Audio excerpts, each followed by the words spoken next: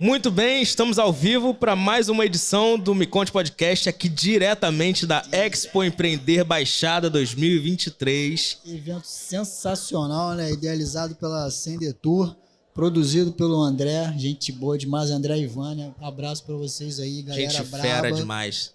Diretamente hoje do Top Shopping em Nova Iguaçu. Em Nova Iguaçu, mostrando a força da Baixada, né? Baixada muito legal.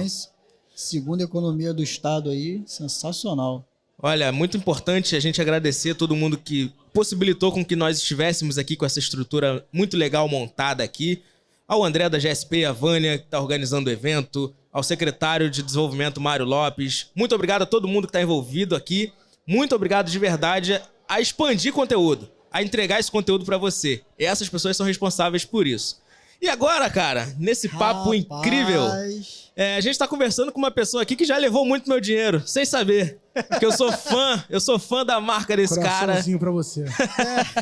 Eu sou também. fã da Nossa marca desse Senhora. cara, ele não faz ideia. Ele chegou aqui, prazer, tudo bem? Eu falei, cara, já te conheço, já assisti seus podcasts, já provei todos os seus doces. Meu Deus. Muito bom, né? Cara, a gente tá aqui hoje com o Gustavo, o cara que manda e desmanda na Lecador. Que maravilha tê-lo aqui. Quem manda é a coxinha. É a coxinha? Seja muito bem-vindo, cara. Muito bem-vindo. Obrigado, gente. Obrigado aí pelo convite. Só pra fazer uma correção aí. Eu conheço algumas pessoas da Baixada há muito tempo já. Tenho amigos aqui de longa data. E eles sempre falam assim, cara, as pessoas não entendem o potencial da Baixada. E aí, assim, eu não conhecia. Eu era moleque, eu comecei com 20 anos de idade. Cara, isso aqui é um mundo. É um mundo. Uhum. E assim, você vê empreendimentos monstruosos aqui. Você tem um potencial de receita gigante aqui. Você tem uma renda per capita boa. Você tem uma variedade de públicos. Tem público A, B, C, D, E, F. Tem tudo aqui, cara. Baixada, assim, é um mundo que as pessoas não enxergam ou ignoram ou que fingem não conhecer. Cara, vem pra cá. Vem pra cá, porque assim, a luta no Rio é feroz. Aqui também é feroz, mas, cara, vem pra cá porque, assim, você vai conhecer muito mais gente, um potencial absurdo. Eu acho que é o segundo maior população do estado. É Nova Iguaçu, não é isso? Da Baixada toda são 4 milhões de habitantes. É gente pra burro, cara. É muita gente, olha quanto a gente vai consumir teu produto. Então, assim, e olha, desde cedo eu aprendi o seguinte, não tem... cor, raça, nada. É público consumidor, cara. Vai consumir teu produto.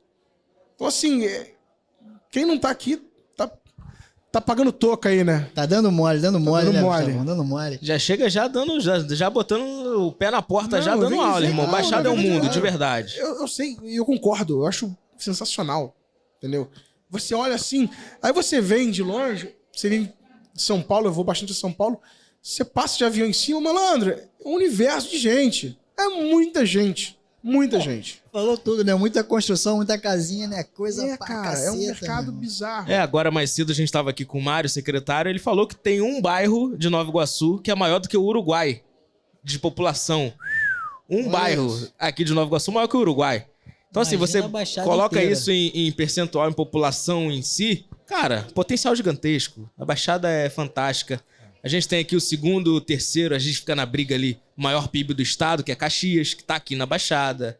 Nova Iguaçu, que tem um polo gastronômico incrível, Tem da um Baixada. Tem um vulcão em Nova Iguaçu. Isso é muito Tá de legal. brincadeira, Tem um monte irmão. lá do Cabo da Ciolo, aquele lá em cima. Pô, o Monte Cara, do Sul é famosíssimo ali. Eu tenho um amigo que, na academia aqui, o Jean Marco, a Fórmula do Corpo.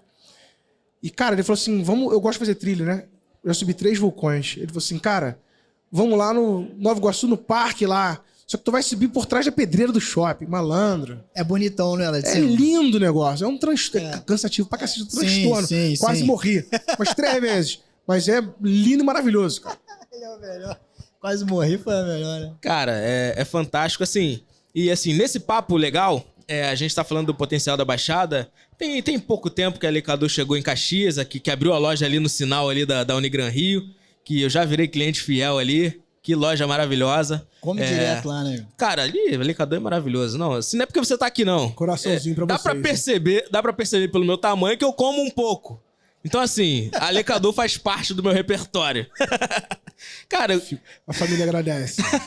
eu queria que você pudesse aí fazer uma linha do tempo, uma trilha de como é que começou essa construção do legado, como é que foi essa Cara, parada e como é que chegou hoje. Então, a versão Pocket não vai dar não, hoje vou ter que no... Não, vambora, vambora. Pra deixar o gostinho de quero mais oficial mesmo. aí. Manda ver, vambora. Em resumo, a minha avó, ela era sobrinha, minha avó era alemã, ela era sobrinha, uma mulher que foi casada com um alemão que trouxe geladeira pro Brasil. Isso nos anos 30, sei lá, 20. E aí, o pai dela era inventor. O pai da minha avó era inventor. Ele inventou aquele futebolzinho de peteleco. Ele inventou... Caraca, eu brinquei muito daquilo. Ele inventou um esquema de sinal de trânsito que ele não conseguiu patentear, perdeu. Enfim, era um cara genial, mas que não tinha dinheiro. Vivia das invenções dele. E aí a minha avó começou na garagem dessa tia dela. E essa tia dela não precisava trabalhar, ensinou a minha avó a fazer docinho. E a minha avó começou a vender docinho em caixa de sapato na rua. Empreendedora. Mas o que eles falam, né, sobre você ser empreendedor, a gente não basta ser empreendedor. Você tem que ser empreendedor, mas tem que ser um administrador. Senão você vai quebrar. Ah, eu quebrei todos os negócios que eu tive. Claro, você não é um administrador, cara. Você pode ser empreendedor, vai quebrar a cabeça o tempo várias vezes. Todo quanto você tentar, você vai quebrar. E é isso que eu falo, né? Que não adianta... Eles falam assim, no Brasil, 60% das empresas quebram ao final do primeiro ano e mais 20% quebram ao final do segundo ano. O brasileiro não tem noção de educação financeira. Nenhuma. Então, assim, o brasileiro não se acha burro, não se acha não engraçado, não se acha feio. Isso é fato, fizeram um estudo provando isso, uma pesquisa. É verdade. E aí, cara, o cara acha que porque ele tem na mão uma ideia, ele vai abrir e vai dar certo. Se o cara não tiver noção do que ele tá fazendo, não vai dar certo. Eu tô falando tudo fora de ordem cronológica, mas voltando, eu participei de um projeto social durante a faculdade. Eu fui pro Pará. E aí, porra, negócio muito pobre, desenvolvimento lá embaixo. Eu morei numa aldeia lá durante um mês quase. E aí eu descobri o açaí. Isso antes do açaí virar moda no Rio, né? E aí eu peguei um orelhão, liguei pra casa de volta assim, cara, vamos exportar açaí! É muito barato, vai ganhar muito dinheiro, cara! E aí eu liguei para um amigo meu e falei assim, cara, vambora! E aí eu liguei para um professor meu e ele falou assim, Gustavo, genial, você já exportou alguma coisa? Que pergunta muito E aí boa. se as pessoas tivessem uma pessoa dessa para dar uma trava nelas, você não teria esse tipo de problema. Aí eu assim, não, então você não exporta não. Ou você vai colar com alguém que exporta, que saiba fazer, ou malandro, vai fazer outra coisa, vai jogar bola, vai pra praia, não gasta o dinheiro fazendo isso, porque você vai quebrar.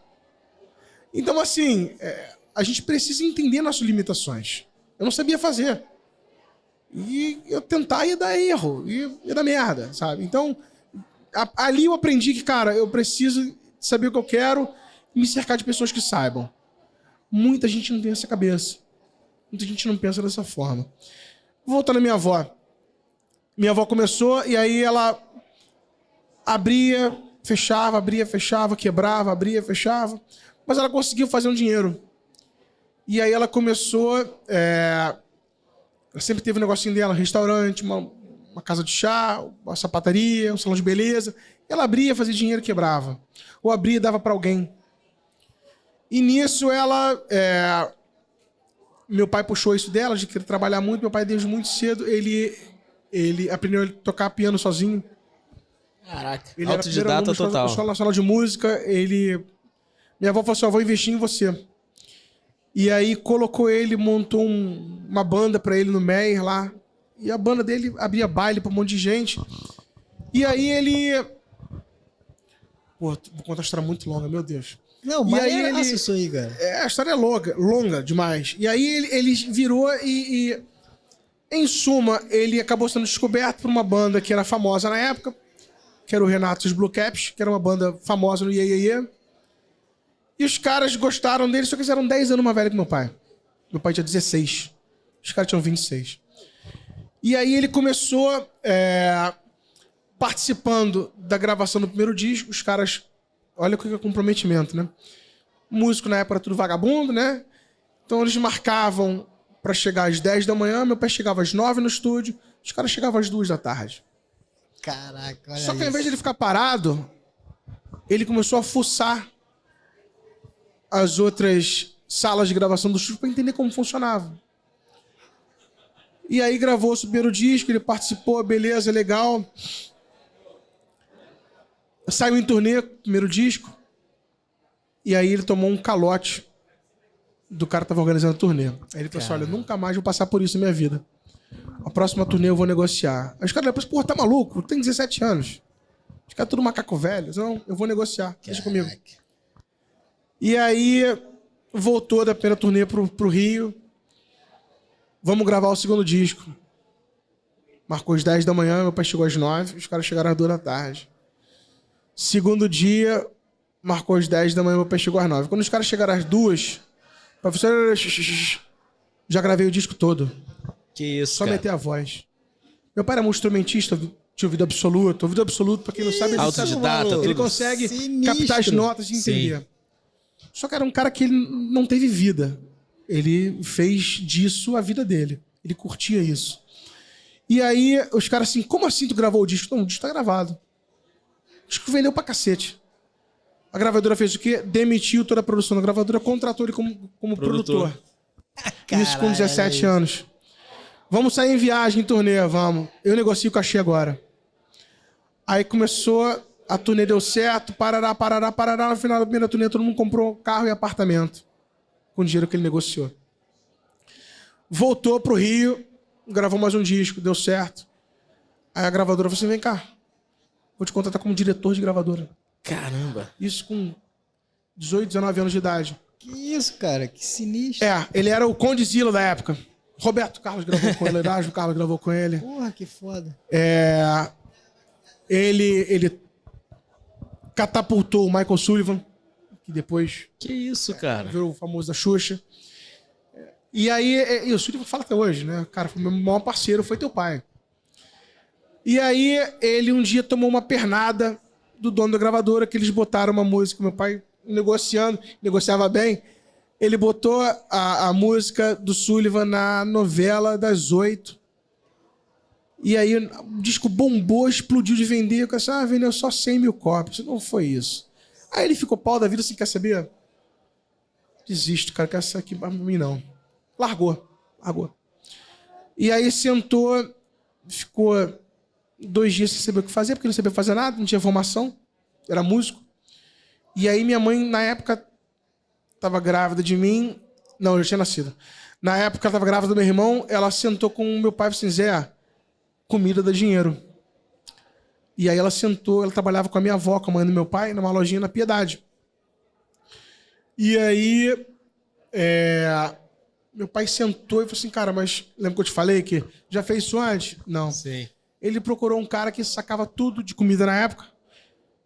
Seu Fernando, você quer ser meu sócio? Tô com uma lojinha na Piedade. Aí disse, meu filho não tem dinheiro. Não, dinheiro eu tenho. O senhor entra com o trabalho, eu entro com o dinheiro. Só que, porra, meu pai era uma águia. Ele colocou o cara e começou a olhar tudo que o cara fazia. Pra aprender com o cara. Aprendeu com um cara que era referência na área.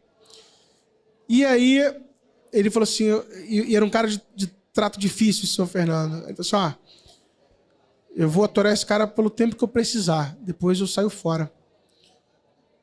E aí ele começou a fazer... começou a vender pra Marinha, vendia pra Exército, vendia pra Americanas, vendia pra todo mundo. Porque ele saía de casa antes de eu acordar e voltava depois que eu ia dormir. Eu não conhecia meu pai. Isso que eu ia falar, tu quase não viu. Né? E meu pai, assim... E aí o mérito da minha mãe, do trato que eles fizeram, foi se você toma conta da família, eu tomo conta do trabalho. Eu provenho pra família. E aí começou, cara, e aí ele começou a se embrenhar atrás de cozinhas e fábricas e tudo, e ele foi entendendo como funcionava. E aí ele foi, aos poucos, correndo atrás disso, foi crescendo. Meu pai faleceu em 2019, mas minha mãe, que começou com ele, se ela provasse um pedaço de bolo, ela dizia pra você que tinha naquele bolo. Meu pai era assim também. Cara, esse bolo foi assado a tantos graus de temperatura, num forno de lastro, ou num forno de tubo forno. Ele usa farinha assim, farinha assada, usou pouca manteiga, usou clara, fez isso, fez aquilo. Ele sacava do produto. Autodidata até nisso. A missão de vida dele. Então ele ficava em cima daquilo que nem um louco. E aí, cara, ele abriu uma lojinha, viu que o negócio era bom, trabalhou pra cacete, abriu a segunda, abriu a terceira, abriu a quarta, abriu a quinta, abriu a sexta, e aí ficou doente. Mas já de doces, salgados? Sim, o lecador. Né? Ele pegou uma lojinha de doce da minha avó na Piedade, trouxe pra Tijuca e começou com o lecador. Eu cortei a história pra caramba, tá? Não. Mas imagina.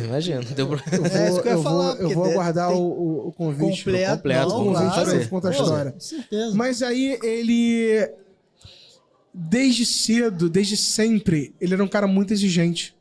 Ele falava assim, o bom não me atende, o ótimo não existe. Então ele cobrava. Eu me arrisco a dizer que foi ele que inventou o saque. Porque ele, na ânsia de entender o produto, de ver o que o cliente achava do produto dele, ele mesmo ligava para o cliente e falava assim, a senhora achou do produto o quê? Papapá. Isso era década de 80. Saque ativo, né? No saque reativo, né? E as pessoas falavam assim, olha, é gostoso, por isso, por assim, sabe? Não tá legal, pode melhorar nisso, melhorar naquilo. Ele foi evoluindo. Só que ele era um cara que não tinha meio termo. Era ame ou deixe, né? Então, quando ele ficou doente em 2003, e ele não se tratou, né? Ele pegou uma hepatite de um dentista que não esterilizou direito. Caraca, que merda. Cara. Que virou uma cirrose, que virou um câncer. E aí ele falou assim, caramba. E ele nunca se tratou, nunca se preocupou com isso. Ele precisou realmente parar, saiu daquilo.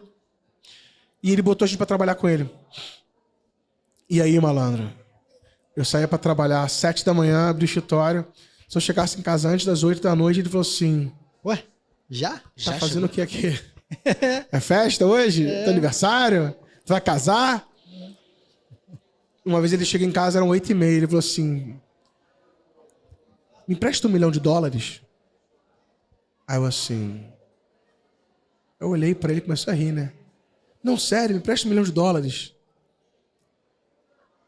Não tenho. Como assim você não tem? Você tá em casa essa hora, você deve ter. Que isso, cara? Caraca, ele era extremamente agressivo. Respirava trabalho. Mas aquela história que você falou, né? Acordava de madrugada, só chegava de noite em casa, não tinha tempo bom, não tinha vida fácil com ele. Era difícil. Meu irmão falava assim, cara, meu pai forjou a gente no fogo do inferno. É verdade. Não, a frase super bate com a história assim, que você tá contando. E a gente começou, você é dono, você é playboyzinho. Cara, olha só. Eu comecei varrendo no chão de loja. Meu irmão no meio começou varrendo no chão de fábrica. E meu irmão mais novo começou dirigindo Kombi. Então, assim, a gente fazia transporte da loja. Eu ia pro Cadeg de manhã cedo carregar caminhão de morango.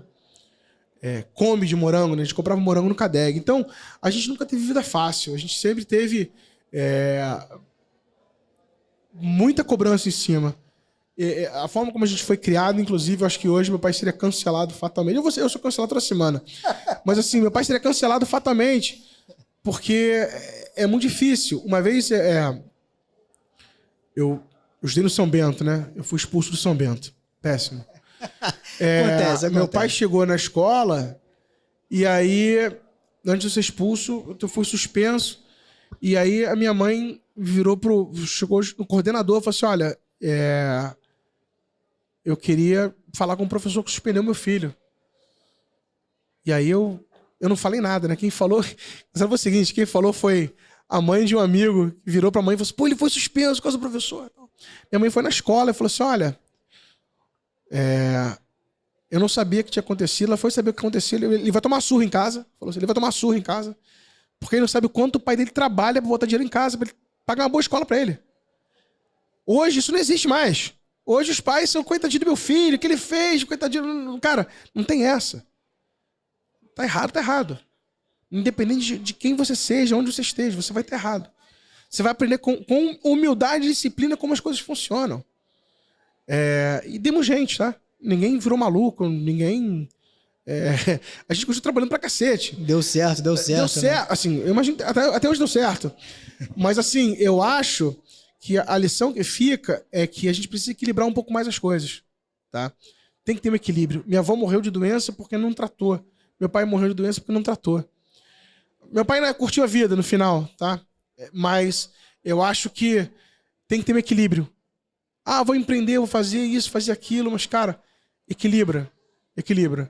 Tá? Tenha tempo pra família. A gente, foi um caso, eu considero muito atípico, porque a gente entendeu a importância do meu pai estar fora de casa, a gente entendeu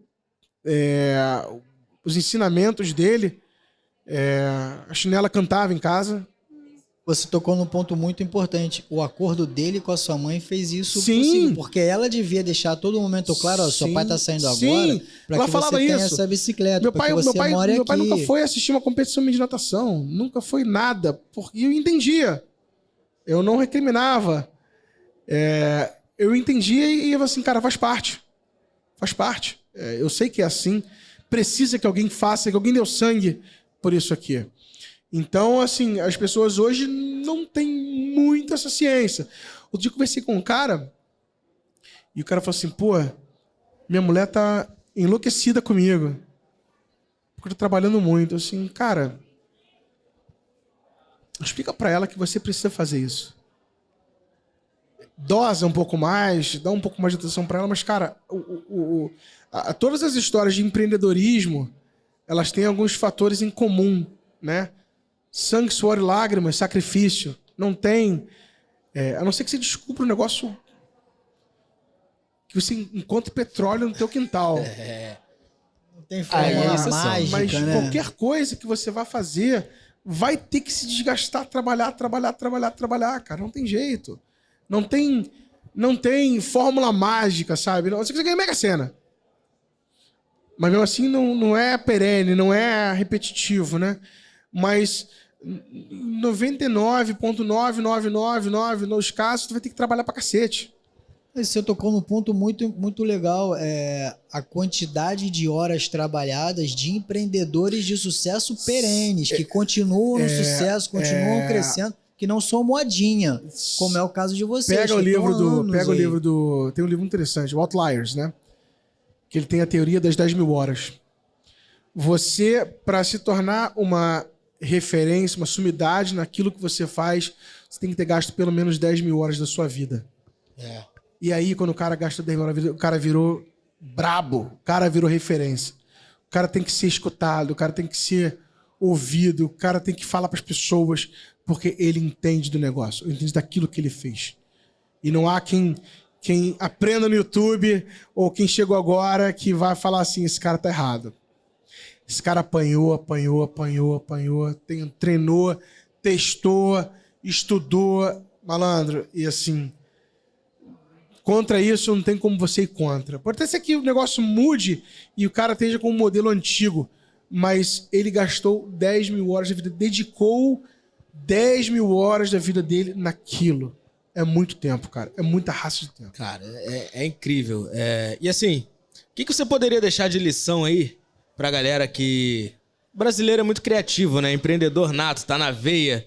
O que você poderia deixar de lição pra galera que tá empreendendo aí no mercado, no segmento de alimentação, que você já vivenciou tanta coisa, sua família inteira é do segmento. O que você poderia deixar de lição, de ensinamento, de dica pra essa galera, nação empreendedora aí que tá te ouvindo agora? Cara, uma série de coisas, né? Leiam, não parem de estudar. Aprendam uma coisa nova todo dia. Aprendam ou ensinem, porque a gente ensinando também está aprendendo. Perseverança. Resiliência. Malandro, não deu certo hoje, pode dar certo amanhã. Procura entender por que não deu certo e vai dar certo. Experiência. Hoje, alimentação principalmente, o cara quer uma experiência. Você pode não ter o melhor produto do mundo, mas se você atendeu bem, se você entregou um bom produto, o cara vai... Vou terminar com uma história aqui. Tem uma feira de restaurantes em Chicago. É a maior feira do mundo. E os caras trazem pessoas para falar. E aí eu assisti esse ano uma palestra. Eu fui ano passado, fui esse ano e vou ano que vem de novo. O cara virou e falou assim: em 1984, eu vim pela primeira vez na feira. E o cara hoje, ele é CEO de um fundo de investimento que tem 3 mil restaurantes. O cara, eu tinha acabado de abrir o primeiro restaurante e eu entregava a minha conta pro cliente no final num papel, né? E aí foi lançado a impressora térmica. E aí tinha novidade da impressora térmica. O cara pegava a conta, saía a impressora térmica e entregava pro cliente, né? E não entregava na folha de papel, entregava na folha térmica, numa impressora. Aí o cara falou assim: pô, mas o meu cliente vai aceitar uma impressora papel desse, diferente, para entregar a conta para ele? Aí nisso, ele disse que levantou do fundo da plateia um senhorzinho de seus 70 e tantos anos e falou assim: se o seu cliente for bem atendido, consumir um produto gostoso, você pode entregar para ele a conta num papel higiênico, que ele vai voltar, porque a experiência dele foi sensacional. É isso que conta no fim das contas. Criação de experiência. Arrepiado, moleque. Essa foi foda. Em 84, faz Coroa tempo. já tinha essa Exatamente ideia. isso. Pô, Exatamente eu tinha isso. 2 anos de nascido e já tinha alguém de 70 anos dando uma aula dessa no fundo de uma plateia. Cara, o mundo é cíclico. Tudo que a gente tá vivendo hoje já aconteceu em alguma época, de uma forma menos evoluída. Sim. Os personagens eram outros. Mas assim, eu não sou religioso, nada não, mas eu falo que a Bíblia é uma coletânea de contos de tudo que já aconteceu. E que você, de alguma forma, vai se identificar com ela. Depois o cara chega na igreja: caraca, essa é minha vida, minha história. É isso. Porque, cara, a vida se repete. Todo dia se repete. De uma forma ou de outra. Então, aprendizados ficam. E aí a gente estuda, aprende com os erros do passado para não errar no futuro. Parece clichê, mas é verdade. É o arroz com feijão que você precisa repetir todos os dias. É isso aí, é isso aí. Que Cara, aula. que Isso aula, em irmão. 25 minutos. Tu imagina Você tá 2 doido. horas com a gente no podcast lá. Você tá doido, ó. Que O convite já isso? está feito. Eu levo coxinha. Leva coxinha? Porra, é o quê? O convite já está feito. É hoje à noite? Hoje à noite? Com Hoje? coxinha, Vamos né? sair daqui lá? Cara, muito obrigado por esse Obrigado, teu tempo gente. aí. Eu Valeu sei que você pelo tá convite. corrido, Valeu aí, acabou pô. de sair da palestra aí. Nada, cara. Relaxa. Eu acho que o evento é legal para quem quiser vir. Foi de grande valia para quem quer aprender alguma coisa, quem quer empreender.